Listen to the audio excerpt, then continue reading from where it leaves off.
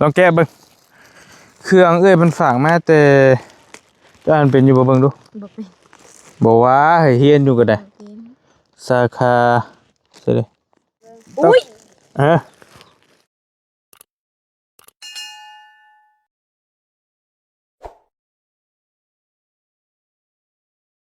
โอเคสบายดีล่ะตอนแรกว่าสิเมื่อแหละพี่น้องแต่ว่าพอดีบริมีเครื่องได้รับเครื่องจากใจดีเพิ่นทานหนึ่งก็เลยสิมาแบ่งให้นางน้อยก่อนมาพี่ก็ได้เอาแต่บ่ได้ให้เบิดได้ เจ้าใส่ได้ตัวใดเจ้าเอาลองแก้เบิ่งก็ได้ก็ยังบ่ฮู้ว่ามันเป็นแนวใดจังนั้นย้ำมาพี่ก็ได้รู้สึกว่ามัน โอเคโอเคอยู่ให้ก็ได้ผมโฮมเนี่ยลองแก้เบิ่งเครื่องมันฝากมาแต่จะอ่านเป็นอยู่บ่เบิ่งดูบ่เป็นบ่ว่าให้เฮียนอยู่ก็ได้สาขาใช่เลยเซโนตัวนี้สวรรณเขตเพิ่นคือบ่บอกจุดยาสิแม่นมาแต่เวียงจันทน์บ่ได้ถามแล้วครับเพิ่นฝากมาให้แจกจ่ายแหละแจกจ่ายใครก็ได้ว่าซั่นแล้วมีชุดคุมท้องนำแต่บ่ได้น้องๆเพิ่นบ่ได้ท้องเด้ไม่คิดว่าได้ได้บ่เบิ่งสิเอามีดให้ทางนี้แป๊บนึงมีมีดอยู่เอ้ยบอบบางแท้นึงหน่อยดึงสำนักก็บ่ได้ โอเคนี่มีมีดประจำอยู่หน่อยได้ของฝากจากนครหลวงเวียงจันทน์เด้อพี่น้องเด้อนางน้อยลองเบิ่งก่อนสิเป็นเอียงแบบใดจังใด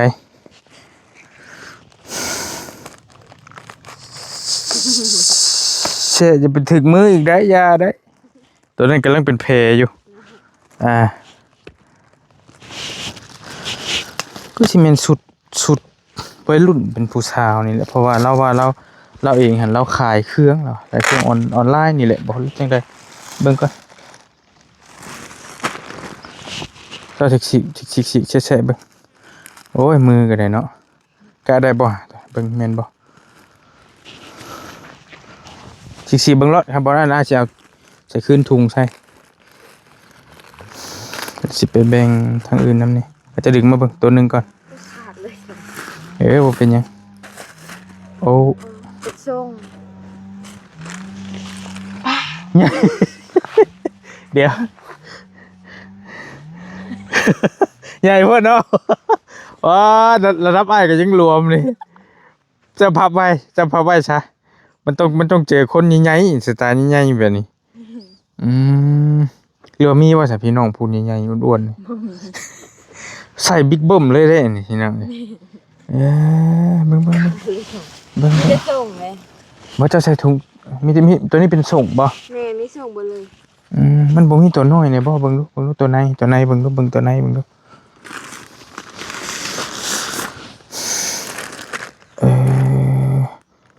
มันสิสไตล์บิ๊กบึ้มหมดเลยบ่จะหูดคืนโอเค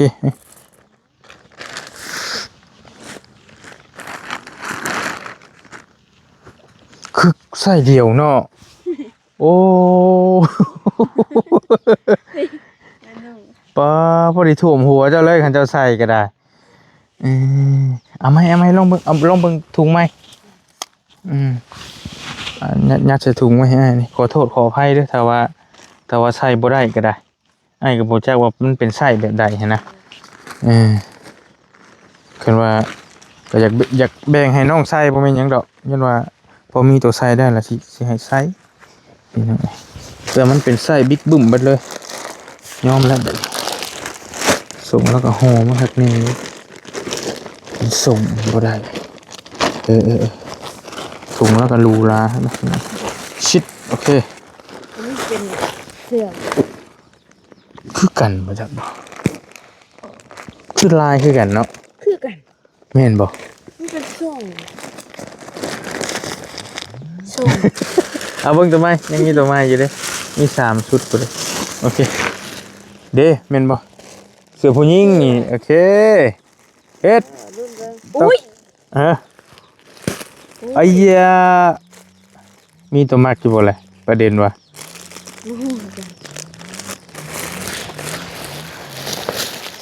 ดี โอ้ ลองเบิ่งลองใช้เบิ่งมักตัวใดก็เอาตัวนั้น อุ้ย โอ้ฮะงามเลยเป็นบ่พอดีเลยฮะ แดกไปเว้ย แฟชั่นได้สิเป็นยังเอาตามสบายเลยเพราะว่าเพิ่นก็บ่ได้เจาะจงว่าสิให้ไผก็ได้แล้วแต่พอดีแล้ววัยรุ่นแฟชั่นเลยเอ้ยสิบ่ได้ยกถุงใช่บ่บัดนี้ ลืมหนีบไม้แล้วอันนี้ไม้ก็โอเคเสือบอลลี่ก็ไปทับมาที่นี่ได้มาแต่ขนส่งอนุสิทธิ์อยู่เซโนโอ้โก้ยพอดีเลยแมันบ่ได้บ่ บ่ได้ มันสิบ่เซ็กซี่โพดบ่ บ่ได้หรอก ฮะมันก็สิบ่ได้มันก็คล้ายๆเจ้าชายที่อ้ายว่ะ แม่น บ่ได้ต่างกันปานใด มันยืดได้แต่นี่ได้เยอะ มัน บ่เฮาก็ความหมายว่าเฮาก็ต้องมีอันนี้หน่อยนึงแต่ว่ามีเสื้อในหน่อยนึงแต่ แม่ ว่าน ใส่ชุดสั้นอีกชั้นนึง เดี๋ยวมันหาลองใส่มันกันเด้อได้บ่ แล้วแต่เอา เบ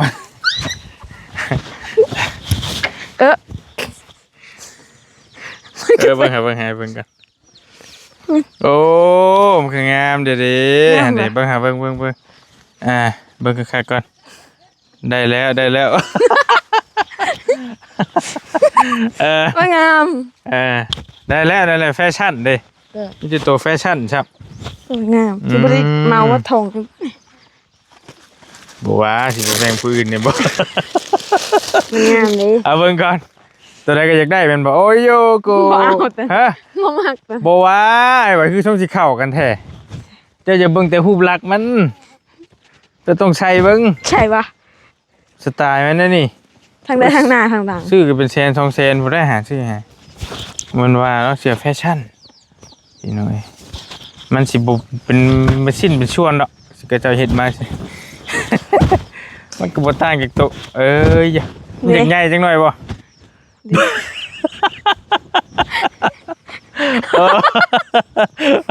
มันบ่เป็นทางหลังบ่ จักทางหลังจะมันเป็นไปแต่ ทางหลังอันนี้ แม่นบ่ จังว่าแต่มันก็สิสไตล์น้องเพิ่นใส่อยู่ตัวนี้นะ นี่ เสื้อก็แต่ว่าอันนี้เป็นแขนสั้นแต่แล้วแต่เจ้ามักตัวใดก็เอาบ่บังคับเด้อ ทางหลังบน ไอ้ว่าแม่นไอ้ว่าตัวนี้ทางหน้านี่ ทางหลังตัวนี้ ทางหลังบ่อืม ตัวนี้โอ้เป็นสีอย่างน้อย เสือดาวเอ้าลายเสือดาว อันนี้โอ้นี่ โอเคลองเบิ่ง โอ้งามเลยนี่เฮา มักไว้นี่เนาะ งามได้ สวมเบิ่งงามได้ เป็นขายเสือ เด้ห่าน เราว่าได้ ถึกแล้วเหรอ มักตัวใดก็เอารถแล้วแต่ส่วนหลายเป็นเสือถึกแล้วที่น้องมาให้น้องน้อยเลือกเพราะว่า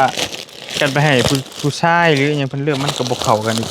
ต้องเป็นเสือวัยรุ่นประมาณนี้นะ ตัวนี้เลยก็ไปโอ้แกะบังเสื้อขาว แกรถบ่เป็นหยัง โอ้ส่งบลูเสื้อนี่เสื้อนี่เสื้อดาวอุ๊ยไปป่าแมลงไปก้านเขียดพอดีไปได้ใส่ไปเด้พอได้อยู่นี่งามปะ มันก็แม่นก็ได้อยู่มันก็พอดีเจ้าเบิดเลยหั่นน่ะเสือมันพอดีน้องเพิ่นพอดีหุ่นสำนี้พอดีไล่เลี่ยกันก็งามก็คักตัวนี้เด้ตัวนี้ไอ้ว่าให้ ตัวนี้ปะ ลองเบิ่งจะบ่ต้องลุกก็ได้ไอ้วินหัวนำเลยไอ้เจ้านางใส่ก็ได้ ไอ้วินหัวนำ นี่ เยอะเบิ่งหาโอ้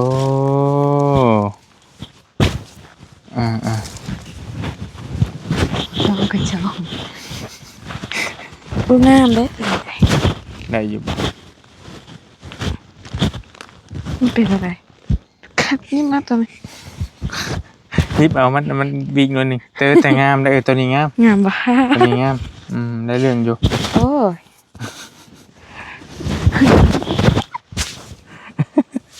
อยู่บ่ได้ยกถุงใช่บ่ บ่ แล้วแต่ ว่าวันนั้นกันยกถุง จักโตมีจักโตเบิ่ง จัก ลองเบิ่งเหลืออีกจักโตเบิ่งละบ่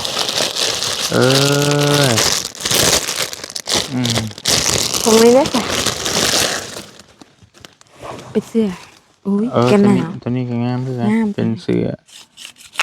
เสือผู้หญิงเบิดเลยนะมีหอมมีดมเบิ่งอีกได้ เบ้อส่งบ่เป็นส่งบ่ตัวนี้ เสือ เป็นไรฮะมันสินุ่มแบบอะไรบ้าง บ่แม่นผีเจะกลับ บ่ หัวมันบ่แม่นเจะไอ้เย้ย โอ้ยเนาะ เป็นนั่น มันเป็นเสื้อ นั่นเป็นนั่นจนเลยเป็นเสือ โอ้บีมก็มีนี่ มีหมองยักษ์หมองหยังอีก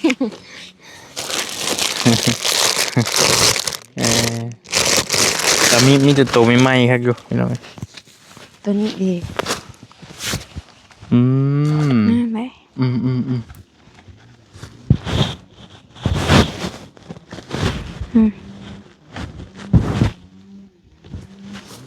ได้บ่ ได้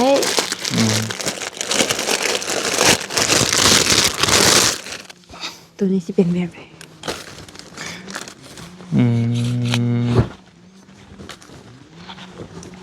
ใหญ่ตัว กันนี่ ออกสไตล์ใหญ่ๆอยู่เบิดบ่โอเคนั่งลงมันเบิ่งตัวนี้นะ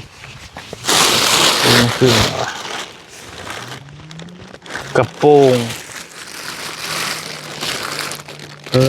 ตัวนี้ที่เพิ่นว่า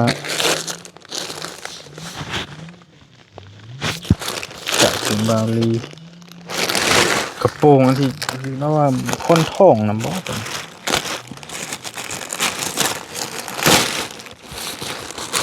แล้วจะ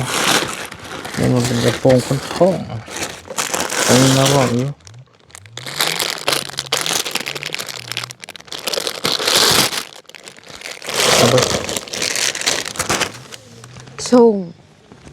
ช่ง กระโปรง ช่งกระโปรงยังใหม่อยู่ได้นี่ เอ้าก็ยังบ่ได้แกะป้ายกระโปรงใหม่ เด็ดเลิกแอววะเลิกแอว จะเคยมักใช้บ่กระโปรงไหม บ่มันบ่มีทรง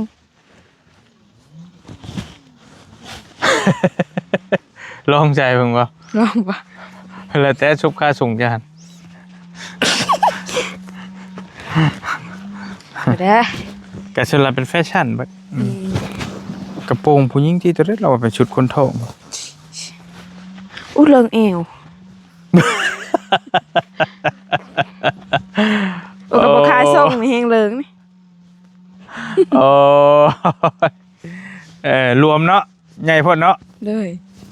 บ่ได้บ่ผ่านใหญ่โพดจังหน่อยบ่ได้ก็พับไว้พับคืนให้แน่ไปพ่อคนสินี่ใหญ่สิเอาให้กับเจ้าตัวนี้เอาเบิดบ่หรือว่าจะได้ เบิดเลย โอเคแล้วแต่เพราะมันพอดีน้องเพิ่นพอดีเบิดเลยแบ่งกันใส่เป็นยังพี่น้องจะพับคืนให้คือสิโปนี่กันได้นะคือสิโปแม่นและตัวอื่นตามไม้เบิ่งทรงนี่เลยคือสิบ่ได้อันนี้ก็สิเป็นกระโปรงกันโอเคบ่ได้บ่ผ่านและตัวนี้เด้เอาแกะแล้วบ่ตัวนี้ ส่งชุดกระโปรงเป็นปุ่นี้บ่แม่นอันเดียวกันเนาะอันเดียวกับตัวนี้ส่งชุดกระโปรงบ่แม่นเด้ตัวนี้น่ะสิเป็นตัวคนท้องตัวละว่าหั่นอัน เลย ยาเว้นไปตัวนี้ เดี๋ยว จะเอาแต่สุดตัวนี้ซะตัวนี้เจ้าใส่บ้างดูใช่แล้วบ่ ใช่แล้ว โอ้เนี่ย นั่งบ่ โอเค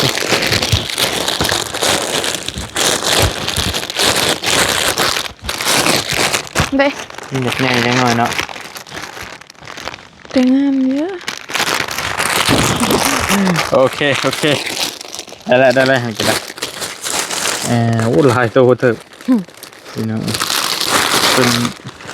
เป็นชุดอ่ะโอเคตะกู้ป่ะนี่ ตะกู จักกิโลตะกู้ ยังลง โอเค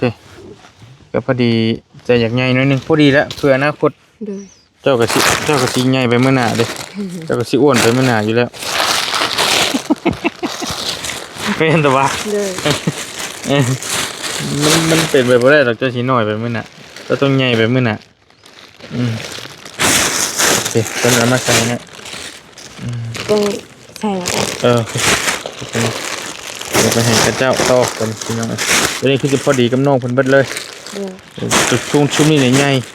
จะเป็นชุดผู้หญิงเนาะผู้หญิงเบิดเลยเป็นชุดผู้หญิงทั้งเบิดเลย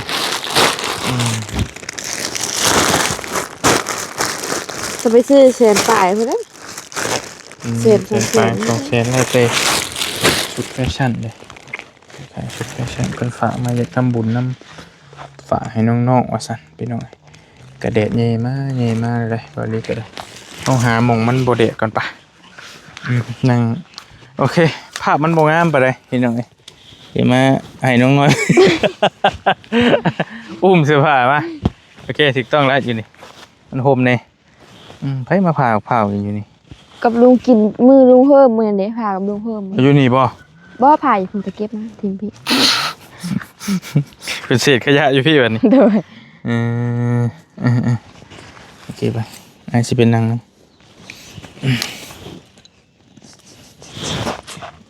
เจ้าสูงเท่าไหร่ก็ละ บ่ฮู้ประมาณ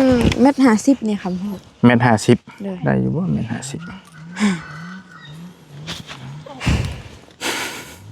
โอ้ยได้นุ่งเสื้อแหละ นุ่งเสื้องามเลย เอ้ย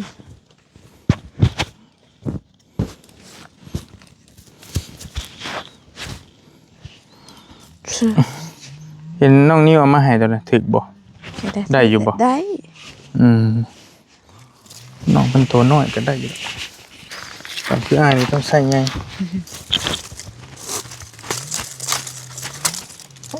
เสื้อไปไหม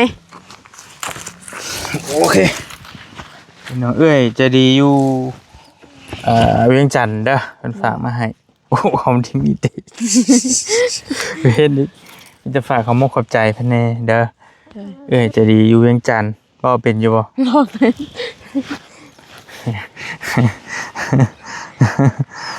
ว้าวบ่มีไผสอนบ่จ้ะ ช้อน แต่ลืม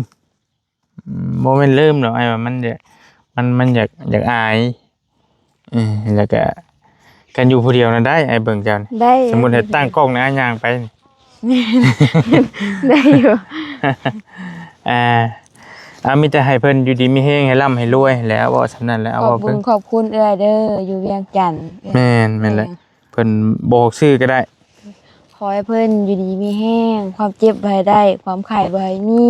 โด ป ย รารถนาสิ่งใดขอให้ได้สิ่งนั้น โดย สมความมุ่งมั่นปรารถนา โด ขอให้ ย ร่ำให้รวยเด้อสา โดย ธุ สาธุแน่ได้แล้วสำนี้ก็ได้ก็บ่มีหยังดอกขอบใจซื่อๆหั่นแหละพี่น้อยขอบคุณเพิ่น เออ พี่น้อยแล้วก็กับบอลี่ยังติดใจตัวนี้กินนิดหน่อยนึงตัวน้องเพิ่นเว้ากับพ่อน่ะไอ้ถามตื่มนิดหน่อยนึง เด้อ อยากฮู้ภาษาคืออยากฮู้ศัพท์เจ้าเคยเว้ากันสมมุติเจ้าห้องเมห้องอะไร ห้องแม่ห้องแม่ค่ะแม่นค่ะแม่นเอาเครื่องเอาของกับแม่เอาเครื่องอีหยังมาให้แน่ค่ะแบบอันนี้กับแม่ คือกรณีเจ้าถามพ่อเจ้าคือ พอ ยัง แล้ว ไง แบบมึงแบบสิแบบนี้บ้านเฮาแหละ เออ เป็นแบบสิ มึง แม่นผู้บางคนก็เอิ้นอีเอิ้นบักแบบสิ เอิ้นพ่อนี่ได้ แม่น อันแต่ว่าบ่ได้มีกูบ่มีกูมึงกูคือกัน นี่ กูเจ้าเอิ้นเจ้าเองนี่ มีเอิ้นอ้ายจังเทื่อกะ เอิ้นพ่อนี่ได้ เอิ้นพ่อบ่เคยเอิ้นกูมึงจักเทื่อพ่อ บ่คือจะเว้านำอ้ายในคลิปก่อนตอนทงนาเด้เจ้าว่าก็เจ้าถามพ่อเจ้าว่าพี่น้องมึงมีคนเป็นแบบนี้บ่หั่นนะอันตอนนั้นนะอันโตอันน้องเพิ่นน่ะถามครับถามพ่อผู้เป็นร้อยนะพ่อน้องมันเป็นร้อยเด้แล้วน้องเพิ่นถามว่าพี่น้องญาติพี่น้องมึงมีคนเป็นไปซี่บ่หั่นนะแต่วันนี้อ้ายก็เลยติดใจว่าอยากถามว่ามันเป็นภาษาที่เจ้าเอิ้นกันติ แม่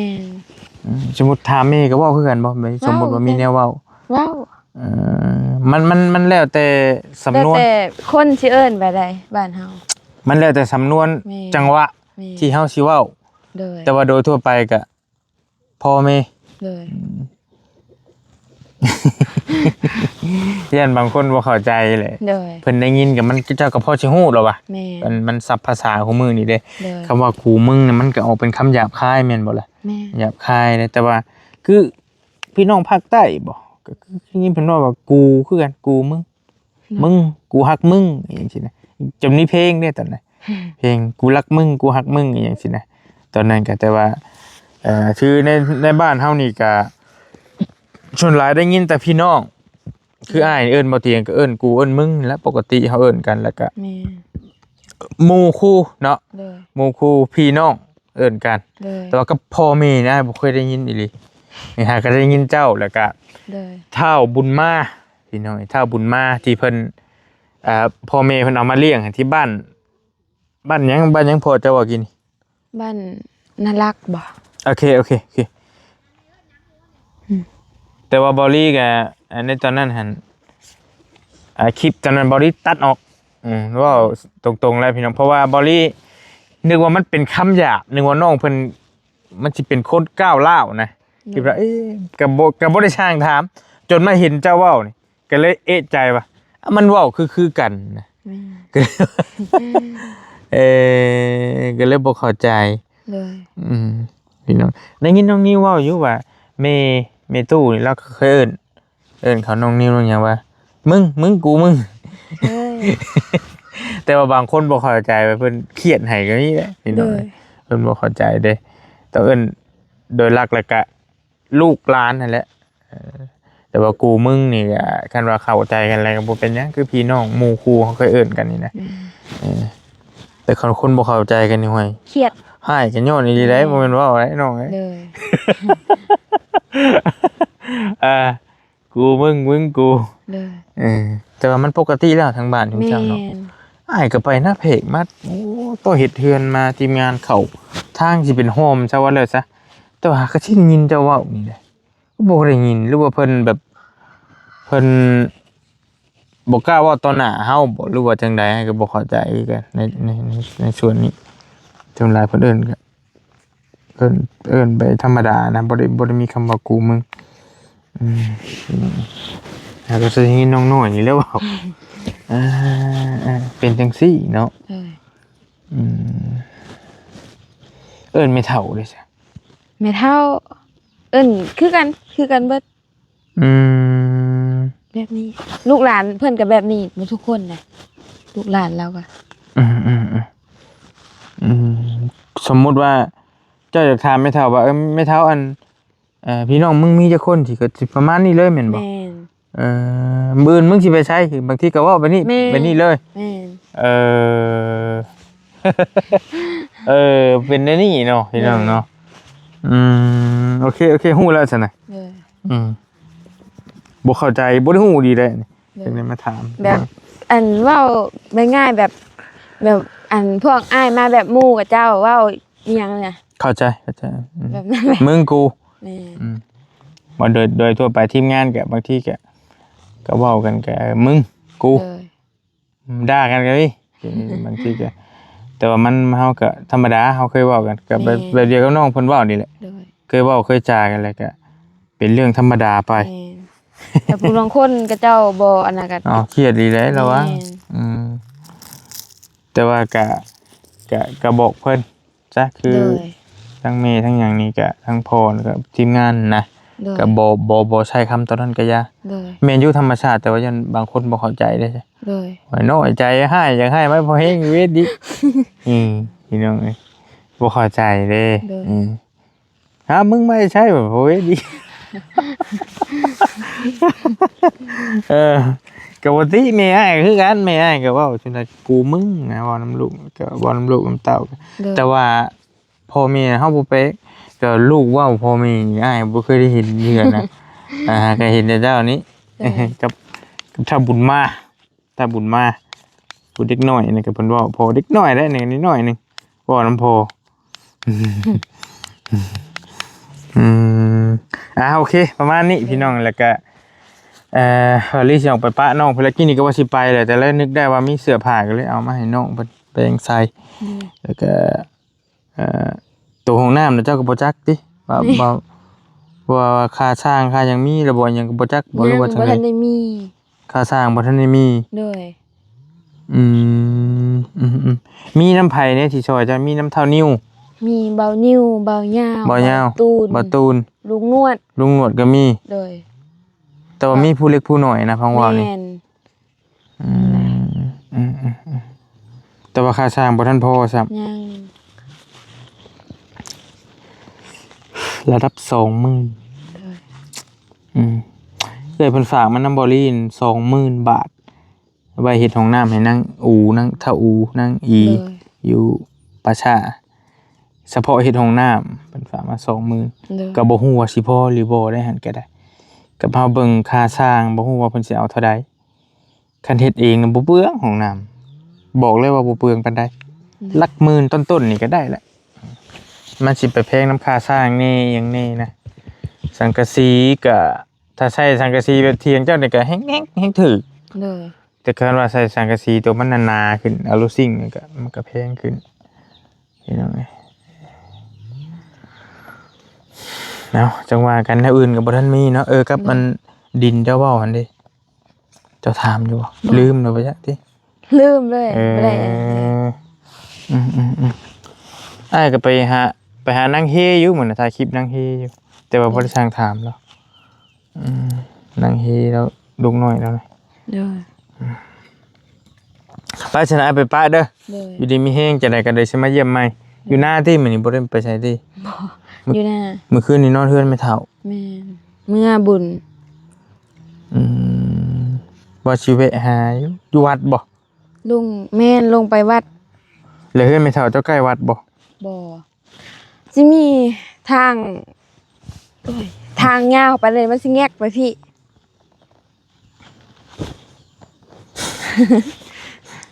ทางยาวละแงกไปแม่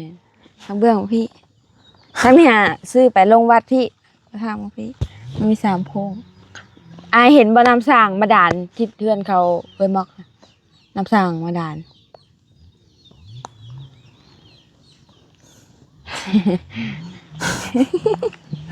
มอกก็จักมอกตัวไหนบัดนี้คือว่าคุ้นหูคำว่ามอกนี่พี่น้องเขาเอ้ยโม่หั่นแหละโอเคยาแล้วจังว่ากันเลยไป